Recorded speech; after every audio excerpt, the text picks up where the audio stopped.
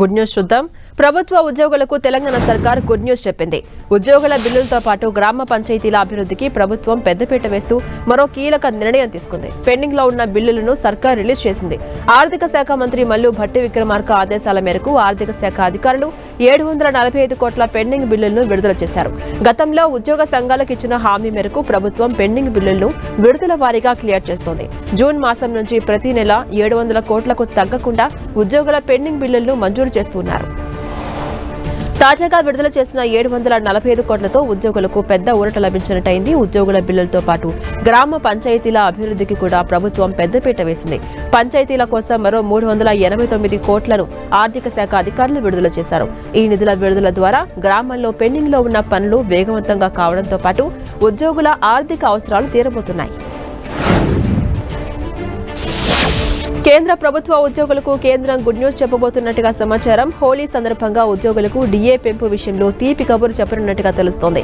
సాధారణంగా ప్రతి సంవత్సరం 2 దఫాలుగా డిఏ పెంపు జరుగుతూ ఉంటుంది.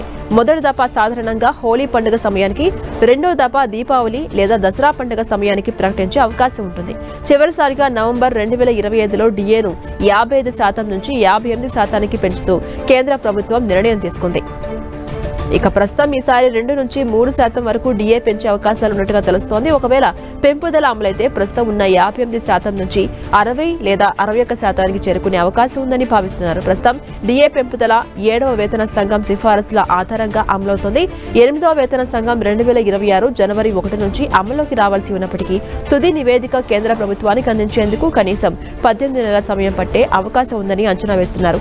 ఈ నేపథ్యంలో వచ్చే 2 సంవత్సరాల పాటు కూడా 7వ వేతన సంఘం సిఫారసుల ఆధారంగానే డిఏ పెంపుదల కొనసాగించవచ్చని భావిస్తున్నారు.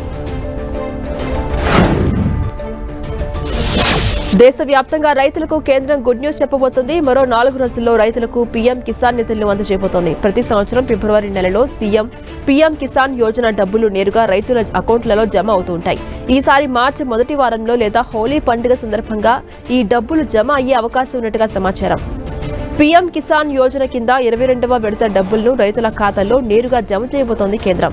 ప్రతి సంవత్సరం మొత్తం 6,000 రూపాయలను 3 విడతల్లో రైతుల అకౌంట్లలో జమ చేయడం దాదాపు 7 సంవత్సరాలుగా కొనసాగుతోంది. పీఎం కిసాన్ యోజన కింద లభించే ఈ డబ్బు నేరుగా రైతుల బ్యాంకు ఖాతాల్లో డైరెక్ట్ బెనిఫిషరీ ట్రాన్స్ఫర్ విధానంలో జమ అవుతుంటుంది. ఎలాంటి అధికారి వద్దకు వెళ్లాల్సిన అవసరం లేకుండా ఈ మొత్తాన్ని రైతులు పొందగలుగుతున్నారు. ఈ డబ్బును రైతులు తమ ఇష్టానుసారం ఖర్చు చేసుకునే అవకాశం ఉంటుంది.